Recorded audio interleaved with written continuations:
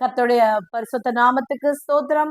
பிரியமானவர்களே, இந்த 151ஆம் நாளுக்கான விசுவாச அறிக்கை, அது சங்கீதங்களின் புத்தகம் 55ஆம் அதிகாரம் 22ஆம் வசனம்.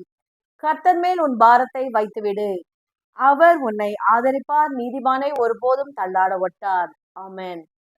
ஆம் பிரியமானவர்களே, ஒவ்வொரு மனுஷியும் இல்லை பெற்றோராய் இருக்கிறவர்கள் தன் குடும்பத்தின் பாரத்தை சுமப்பதே மிகவும் கடினமாயிருக்கிற இந்த காலகட்டத்திலே இந்த வாக்கு தத்தம் மாம்சமான யாவருக்கும் கொடுக்கப்பட்டிருக்கிறது.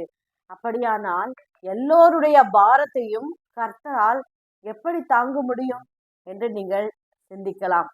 சிலர் பரியாசம் பண்ணுவார்கள், அவருக்கு எவ்வளவோ வேலை இருக்கிறது, எல்லாருடைய கஷ்டத்தையும் அவர் பார்த்து கொண்டிருப்பாரா? நாம் தான் நம்முடைய கஷ்டத்தை பார்க்க வேண்டும் என்று சொல்லுவார்கள்.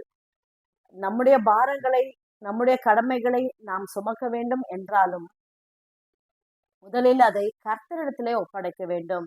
அப்பொழுது என்ன நடக்கும்? அவர் மாத்திரமே எல்லாவற்றிற்கும் சரியாய் நீதி செய்கிறவர், அவர் பொருத்தமானவர் என்றே சொல்லலாம். நீதியின் சூரியனாய் அவர் இருக்கிறார். எல்லாருடைய பாரத்தையும் சிலுவையிலே சுமந்து வெற்றி சிறந்தவர் என்ற நாமம் உடையவர். அவர் நம்ம ஒரு காரியத்தை ஒருவரிடத்துல ஒப்படைக்கிறோம், ஆனால் அவர்கள் அந்த காரியத்தை செய்வதற்கு எவ்வளவு சக்தி வாய்ந்தவர்கள், தகுதியுடையவர்கள் என்று நாம் பார்ப்போம். நம்முடைய தேவனாகிய கர்த்தர் வானத்தையும் பூமியும் உண்டாக்கினவர்.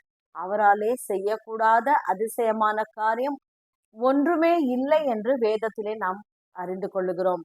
மண்ணினாலே மனுஷனை உண்டாக்க வல்லமையுள்ளவர். உலர்ந்த எலும்புகளை உயிரடைய செய்கிறவராலே செய்யக்கூடாத அதிசயமான காரியம் என்று ஒன்றுமே இல்லை. எனவே நாம் தாராளமாக அவருடைய கரத்திலே நம்முடைய பாரத்தை ஒப்படைக்கலாம். இப்பொழுது இந்த நிச்சயத்தோடு விசுவாச அறிக்கை நாம் ஏறெடுப்போம். சர்வ வல்லமையுள்ள தேவனாகிய கர்த்தாவே, நீர் ஆண்டவரே, சர்வ பூமியிலே நீர் மிகவும் வெற்றி சிறந்தவராய் இருக்கிறீர், சகலத்தையும் செய்து முடித்தவராய் இருக்கிறீர். நாங்கள் மனப்பூர்வமாய் எங்கள் கவலைகள், கண்ணீர் எல்லாவற்றையும் உடைய பாதத்திலே வைத்து விடுகிறோம். எல்லாவற்றையும் நீர் அற்புதம் ஆச்சரியமாய் நீர் நடத்தி முடிப்பீர் என்ற நிச்சயத்தோடு நாங்கள் விசுவாச அறிக்கை ஏறெடுக்கிறோம். ஆமென். பிரியமானவர்களே, விசுவாசிக்கிறவனுக்கு எல்லாம் கூடும், விசுவாசித்தவளே பாக்கியவதி என்று வேதம் சொல்லுகிறது. விசுவாசித்து கிருபையை பெற்றுக் கொள்ளுங்கள். God bless you.